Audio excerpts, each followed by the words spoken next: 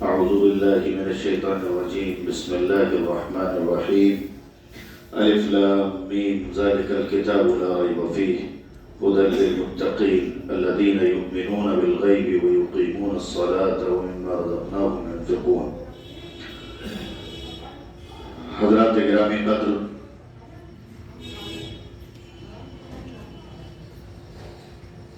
قرآن مجید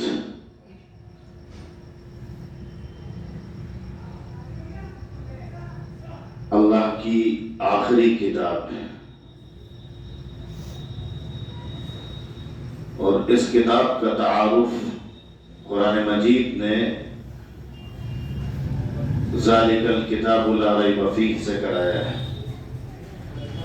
کہ یہ وہ کتاب ہے جس میں کسی شک و شبہ کی گنجائش نہیں.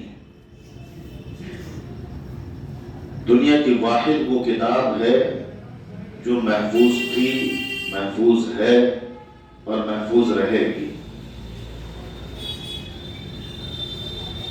دنیا کی واحد وہ کتاب ہے جس کے سلسلے میں کوششیں کرنے والوں نے بڑی کوششیں کر لی، لیکن کوئی اس کتاب کے ایک نقطے پر بھی انگلی رکھ نہ سکا اور قیامت تک نہیں رکھ سکے گا. اسی طرح سے قرآن کریم کے ذریعے جو شریعت دی گئی وہ شریعت مکمل ہے. اس کے بارے میں خود اسی قرآن مجید کے ذریعے نبی پاک علیہ السلام کی زبانی یہ اعلان کرا دیا گیا کہ اس دین کو مکمل کر دیا گیا. اور مکمل کرنے کا مطلب یہ ہے کہ اس میں کوئی کمی نہیں چھوڑی گئی جس کا آئندہ چل کر کے اس میں اضافہ کیا جائے. یہ وہ کتاب ہے جس کو اللہ تبارک و تعالی نے اس لیے نازل فرمایا تھا تاکہ اس کے بندے اس کتاب کو پڑھ کر کے اس سے شرف ہم کلامی حاصل کریں. قرآن اللہ کا کلام ہے. جب بندہ اسے پڑھتا ہے اور اسے سمجھتا ہے تو وہ گویا خدا سے مناجات کر رہا ہوتا ہے، وہ گویا اپنے مالک سے بات کر رہا ہوتا ہے، وہ گویا اپنے خالق کو پہچاننے کی کوشش کر رہا ہوتا ہے، وہ گویا اپنے رازق کا شکر ادا کر رہا ہوتا ہے، وہ گویا اپنے منعم کی نعمتوں پر اس کا شکر ادا کر رہا ہوتا ہے. لیکن ہوا کیا؟ وہ قرآن جس کے ذریعے سے صدیوں تک قرآن کی حامل امت نے پوری دنیا پر حکمرانی کی، وہ قرآن جس کے ذریعے سے نبی پاک علیہ السلام نے انقلاب برپا کر دیا، وہ قرآن جس کے ذریعے سے نبی پاک علیہ السلام نے ان لوگوں کو جن کی کوئی تہذیب نہیں تھی، جن کا کوئی کلچر نہیں تھا، جن کا کوئی نظام نہیں تھا، ان لوگوں کو دنیا کا سب سے زیادہ مہذب بنا دیا، سب سے زیادہ مثقف بنا دیا، سب سے زیادہ پڑھا لکھا بنا دیا، سب سے زیادہ دنیا کی تاریخ میں سب سے بڑا فاتح بنا دیا. معاشرتی نظام بھی بدل کر کے رکھ دیا، سیاسی نظام بھی بدل کر کے رکھ دیا، گھر کا نظام بھی بدل کر کے رکھ دیا، فرد خاندان کے معمولات بھی بدل دیے، اور پورے خاندان کی جو زندگی ہوتی ہے، جو سسٹم ہوتا ہے، فیملی لائف سسٹم جس کو آپ کہہ سکتے ہیں، اس کو بھی تبدیل کر کے رکھ دیا. سوچ بدل دی، نظریہ بدل دیا، سب کچھ بدل دیا.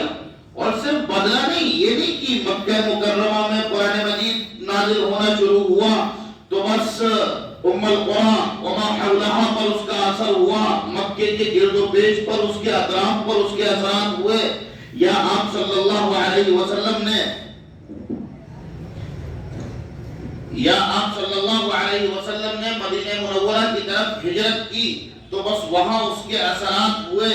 نہیں، قرآن مجید کو دراصل نازل ہی کیا گیا تھا عالمی کتاب کے طور پر، آخری کتاب کے طور پر، اس لیے قرآن مجید کا تعارف ہی اس طرح سے کرایا گیا کہ یہ آخری کتاب ہے جو آخری نبی پر نازل کی جا رہی ہے، اور یہ سارے جہانوں کے لیے، سارے جہانوں کے لیے ہے، قیامت تک کے لیے ہے، ہمیشہ کے لیے ہے، سب کے لیے ہے، اس میں کسی قسم کی کوئی تفریق نہیں ہوگی۔ قُلْ يَا أَيُّهَا النَّاسُ إِنِّي رَسُولُ اللَّهِ إِلَيْكُمْ جَمِيعًا وَمَا أَرْسَلْنَاكَ إِلَّا رَحْمَةً لِلْعَالَمِينَ۔ جہاں بھی قرآن کا تعارف کرایا گیا ہے، جہاں بھی نبی کا تعارف کرایا گیا ہے، وہ اس حیثیت سے کرایا گیا ہے کہ یہ قیامت تک کے لیے اور تمام انسانوں کے لیے، بلکہ انسانوں کے تمام طبقات کے لیے یہ آخری اور ابدی پیغام ہے۔ قرآن مجید کو جن لوگوں نے سمجھا تھا ان کی قرآن مجید میں بار بار تعریف کی گئی ہے۔ افسوس کی بات یہ ہے، جو سوال ہے کہ آخر ہمارا اللہ تبارک و تعالی سے وہ تعلق کیوں نہیں رہ گیا جو تعلق حضرات صحابہ کا تھا، جو تعلق تابعین کا تھا، جو تعلق تبع تابعین کا تھا، جو تعلق صالحین کا تھا، جو تعلق مجاہدین کا تھا، جو تعلق امت کے اولو العزم افراد کا تھا۔ اللہ سے ہمارا وہ تعلق کیوں نہیں رہ گیا؟ قرآن سے ہمارا وہ تعلق کیوں نہیں رہ گیا؟ اور بالکل سیدھی اور سچی بات ہے، قرآن سے اگر تعلق نہیں ہوگا تو اللہ سے تعلق کیسے ہوگا؟ اور سوال یہ ہے کہ قرآن سے تعلق کیسے ہوگا؟ حضرات صحابہ کرام رضوان اللہ تعالی علیہم اجمعین کی تعریف کی جاتی ہے قرآن مجید میں۔ ابھی برادرم نے آیت پڑھی تھی، انما المؤمنون الذین اذا تلیت علیہم آیاتہ زادتہم ایمان۔ قرآن کہتا ہے حسب کے ساتھ صحیح طور پر اہل ایمان وہی ہیں۔ اگر آپ کو مومنین کا کوئی معیار سیٹ کرنا ہے، اگر آپ کو مومنین کا کوئی اسٹینڈرڈ سیٹ کرنا ہے، اگر آپ کو اہل ایمان کے لیے کوئی پیمانہ مطلوب ہے، آپ چیک کرنا چاہتے ہیں کہ ایمان کیسا ہوتا ہے، تو صحابہ کرام کی تعریف میں قرآن مجید کہتا ہے کہ اہل ایمان حقیقت میں وہی ہیں جن کے سامنے ہماری آیات تلاوت کی جاتی ہے تو ان کے ایمان میں اضافہ ہوتا ہے۔ اور اضافہ کیسے ہوتا ہے؟ سورہ احزاب میں پہنچ جائیے۔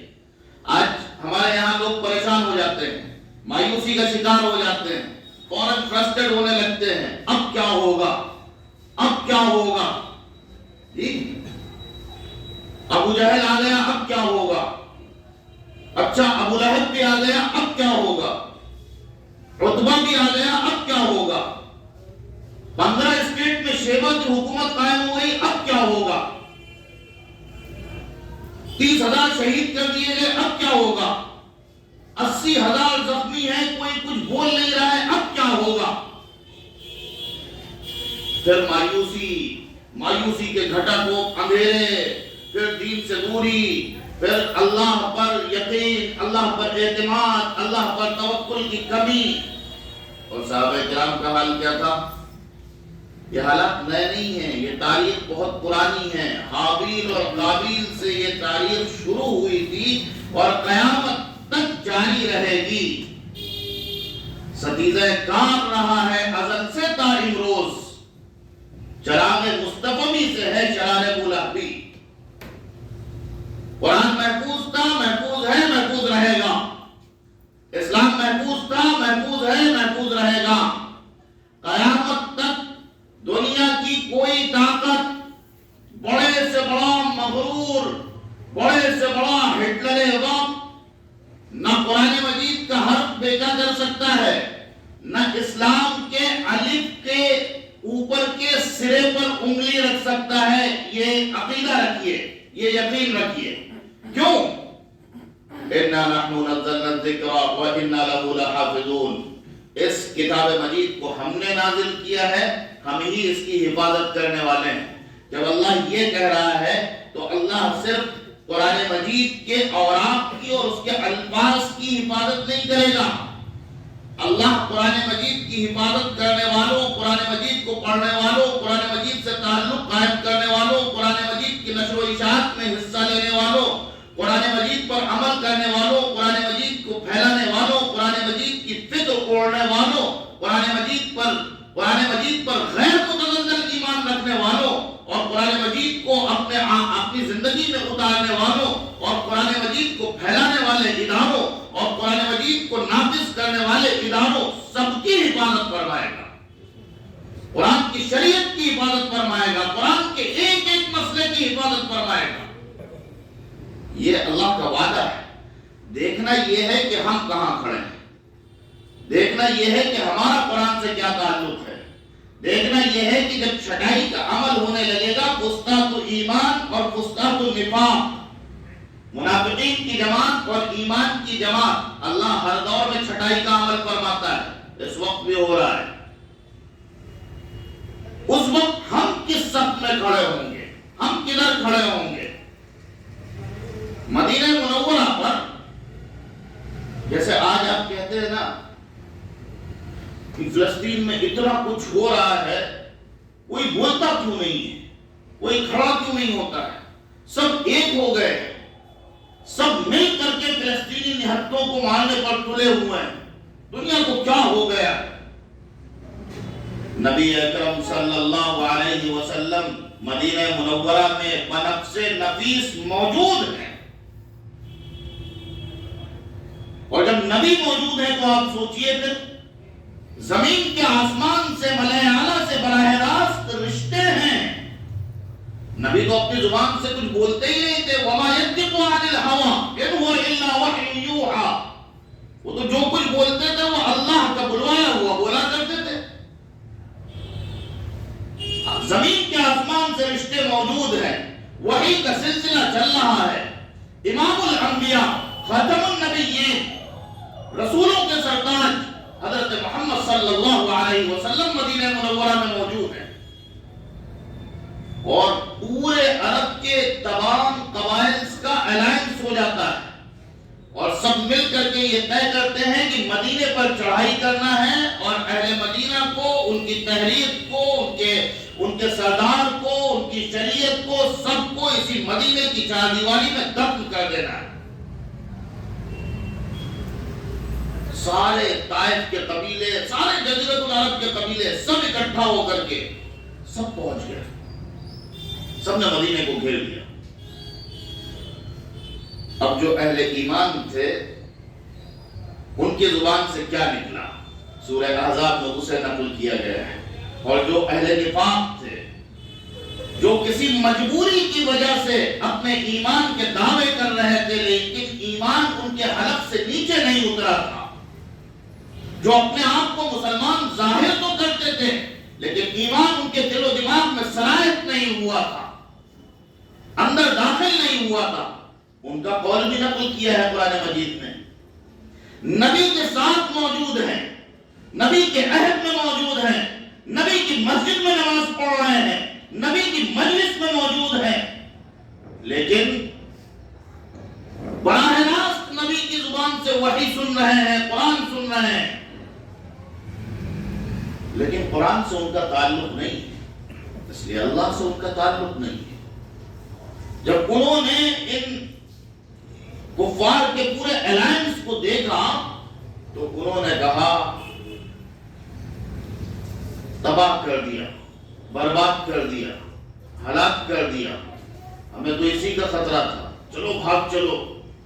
بھاگنے لگے، تلملانے لگے، اور اس وقت اتنی خطرناک صورتحال تھی کہ قرآن مجید نے خود اس صورتحال کا نقشہ کھینچا ہے۔ آج آپ کے سامنے حالات کا ماتم کرنے والا کوئی کتنا بھی ہو، لیکن ابھی بھی وہ کہے گا کہ اتنے بدترین حالات نہیں ہوئے ہیں۔ قرآن نے جو نقشہ کھینچا ہے، وَإِذْ زَاغَتِ الْأَبْصَارُ وَبَلَغَتِ الْقُلُوبُ الْحَنَاجِرَ، تو یظنون باللہ الظنون، گلیجے منہ کو آ رہے تھے، آنکھیں بتلا رہی تھی، اور قرآن کہتا ہے تم اللہ کے بارے میں طرح طرح کی باتیں سوچنے لگے تھے، گمان کرنے لگے تھے۔ ایسے وقت میں منافقین نے اپنا کام شروع کر دیا، افواہیں پھیلانی شروع کر دی، منفی باتیں کرنی شروع کر دی، نیگیٹیوٹی پھیلانی شروع کر دی۔ لیکن اہل ایمان نے کیا کہا؟ یہی وہ منظر نامہ ہے جس کا ہم سے اللہ اور اس کے رسول نے وعدہ کیا تھا، اور اللہ اور اس کے رسول نے سچ فرمایا تھا، سچا وعدہ کیا تھا۔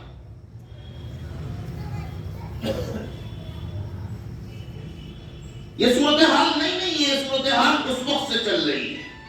جب قرآن سے تعلق مضبوط تھا تو اللہ سے یہ تعلق تھا کہ موت سامنے موجود تھی، سارے عرب کے لشکر اکٹھا ہو کر کے مدینے پر چڑھ آئے تھے، لیکن اس کے باوجود بھی اللہ تبارک و تعالیٰ کی بات پر اعتماد تھا، اس کے وعدے پر اعتماد تھا، یقین تھا، اور اس کے نتیجے میں یہ کہا جا رہا تھا کہ یہ سچا وعدہ ہے جو اللہ اور اس کے رسول نے ہم سے کیا ہے، یہ پورا ہو کر کے رہے گا۔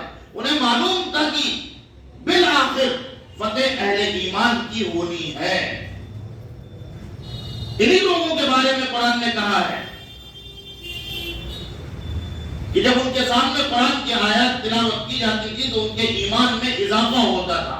قرآن کی آیات کی تفسیر انہوں نے احزاب کے، پارٹیوں کے، لشکروں کے اکٹھا ہونے کے منظرنامے کو دیکھا تفسیر کے طور پر، تو یہاں پہ قرآن نے کہا وَمَا زَادَهُمْ إِلَّا إِيمَانًا وَتَسْلِيمًا، اس سے بھی ان کی اطاعت میں اضافہ ہوا، ان کے جذبات میں اضافہ ہوا، ان کے ایمان میں اضافہ ہوا، ان کے یقین میں اضافہ ہوا۔ ان صحابہ کرام کی تعریف قرآن مجید نے جگہ جگہ پر اسی انداز میں کی ہے۔ پہلی آیت جس میں یہ بات کہی گئی ذَلِكَ الْكِتَابُ لَا رَيْبَ فِيهِ هُدًى لِّلْمُتَّقِينَ، یہ کتاب ہدایت ہے اہل تقوی کے لیے، ان لوگوں کے لیے جو اللہ کا لحاظ کرتے ہیں، ان لوگوں کے لیے جو اللہ سے ڈرتے ہیں، ان لوگوں کے لیے جو اللہ سے شرم کرتے ہیں، جو اللہ کا پاس و لحاظ کرتے ہیں۔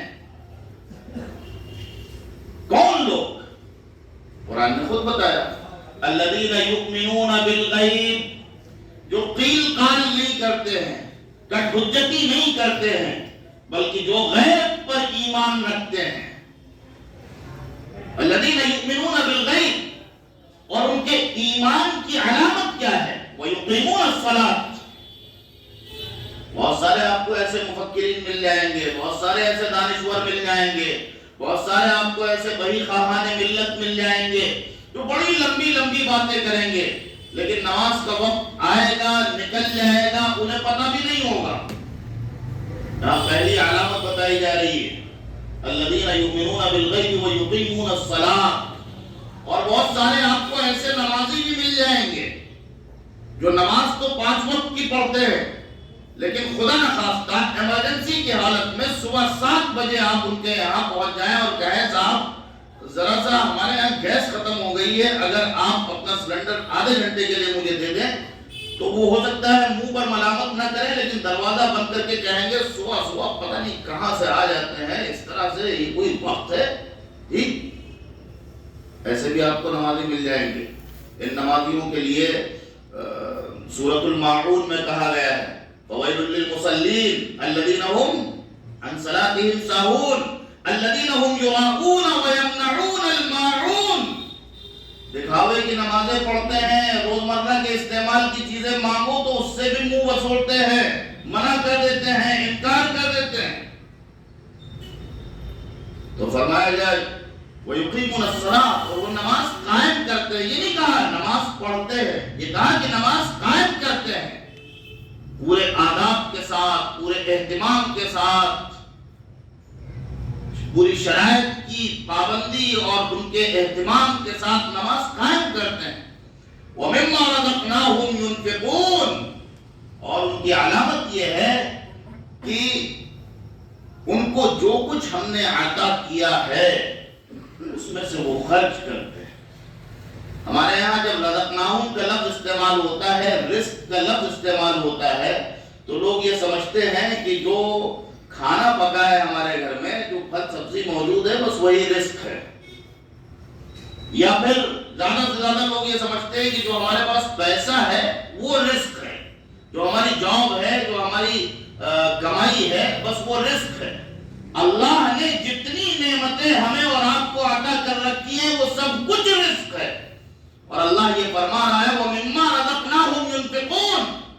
وہ کامل ایمان والے کون ہیں جو اس کتاب ہدایت پر ایمان رکھتے ہیں؟ وہ کون ہیں؟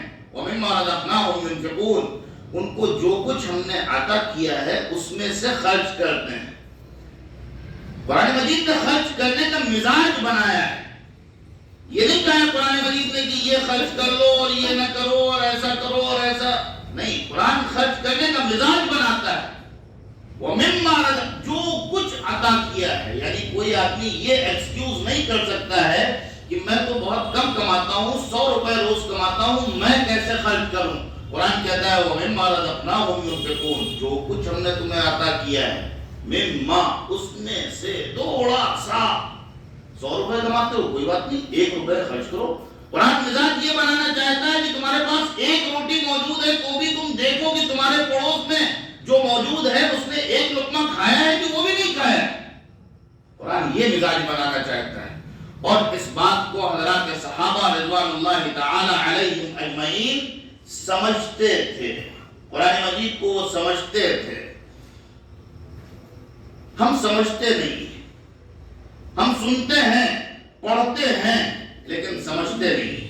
اور جب تک قرآن مجید کو سمجھا نہیں جائے گا، جب تک نہ قرآن سے تعلق ہوگا اور نہ اللہ سے تعلق مضبوط ہوگا. یہ بالکل طے شدہ ہے. اب ظاہر ہے کہ جن لوگوں پر قرآن مجید اتر رہا تھا وہ لوگ صاحب زبان تھے، بلکہ ان کی زبان اسٹینڈرڈ تھی. اسی زبان کو قرآن مجید نے چیلنج کیا تھا. ان کو ہی چیلنج کیا گیا تھا کہ تم قرآن کے مثل ایک آیت لے کر کے آؤ، لا کر کے دکھا دو. تو وہ ان کا معیار تھا. وہ قرآن کو سمجھتے تھے. اور یہی وجہ ہے کہ جیسے ہی ذرا سے ان کے دل میں کوئی بات پیدا ہوتی تھی، کوئی میلان پیدا ہوتا تھا، خدا کی تلاش، حق کی تلاش کا کوئی رجحان پیدا ہوتا تھا، قرآن مجید ان کو اپنے شکنجے میں لے لیا کرتا تھا. وہ قرآن کو براہ راست سمجھا کرتے تھے. ہمارا اور آپ کا مسئلہ یہ ہے کہ ہم قرآن مجید کو براہ راست سمجھتے نہیں ہیں، اور سمجھتے نہیں ہیں قرآن کی زبان کو تو اسے سمجھنے کی کوشش بھی نہیں کرتے ہیں. حالانکہ اللہ کے یہاں یہ عذر نہیں چلے گا کہ اللہ میاں ہم مدرسے نہیں گئے تھے، ہمارے ابا نے ہم کو نہیں بھیجا تھا، اور ہم کو تو عربی گرامر نہیں آتی تھی، اور یوں تھا اور ایسا تھا اور ویسا تھا. بڑی بڑی باتیں قرآن مجید کے سلسلے میں بیان کی جاتی ہیں اور اس کی تعریف کی جاتی ہے.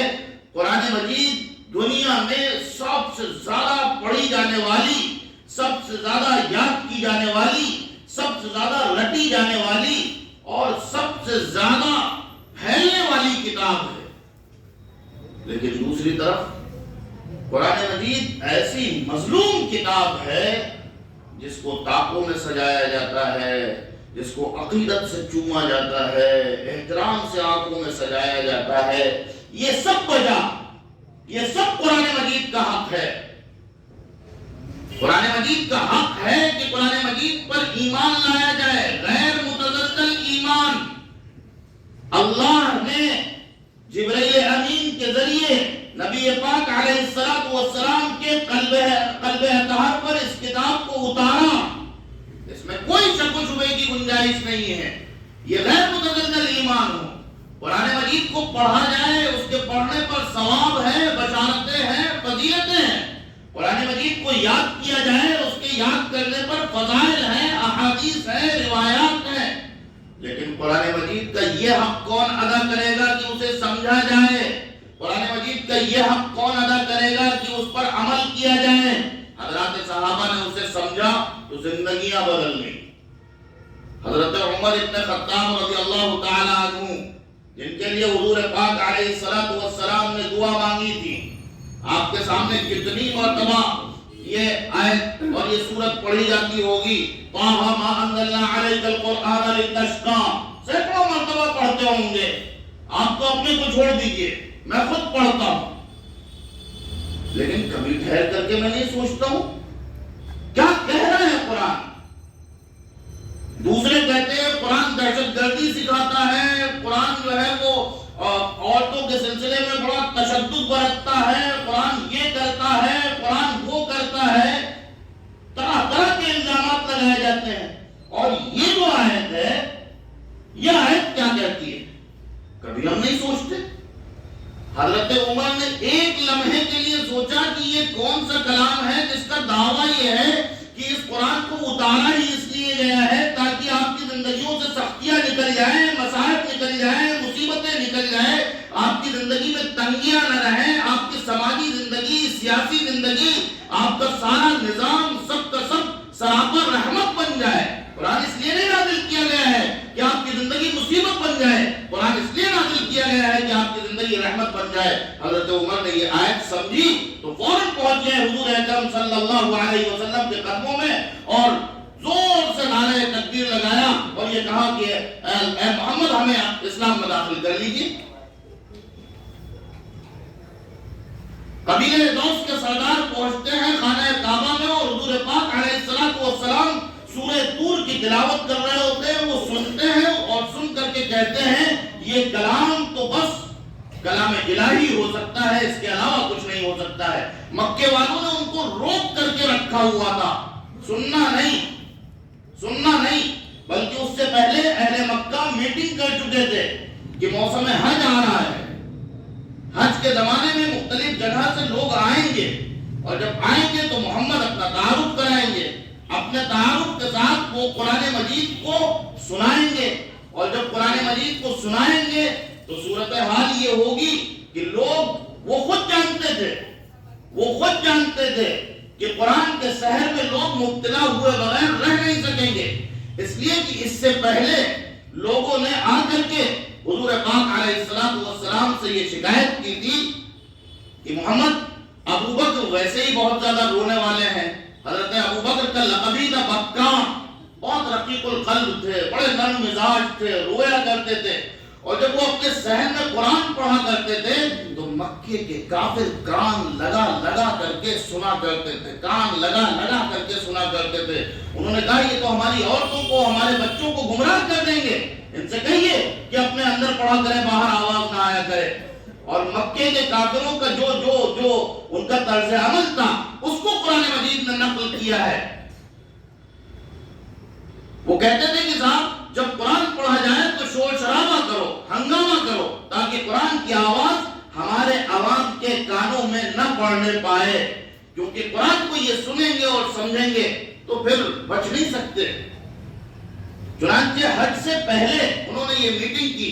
ان کا ایک بہت فصیح و بلیغ شخص تھا، مفسرین نے اس کا نام ولید بن مغیرہ ذکر کیا ہے، جس کا تذکرہ سورۃ المدثر میں کیا گیا ہے. ولید بن مغیرہ کے پاس گئے اور کہا صاحب کیا ہونا چاہیے؟ تو قرآن نے نقل کیا ہے انہو فکر وقدر فقتل کیف قدر ثم قتل کیف قدر ثم نظر ثم عبس وبصر ثم ادبر واستكبر. اس نے بہت سوچا، بہت غور و خوض کیا، پیشانی پر چکنیں پڑی اور بہت غور و خوض کے بعد وہ بالآخر اس نتیجے پر پہنچا کہ یہ کہہ دو ان ھذا الا قول البشر، ان ھذا الا سحر یؤثر، ان ھذا الا قول البشر. بھائی یہ تو جادو کا اثر معلوم ہوتا ہے،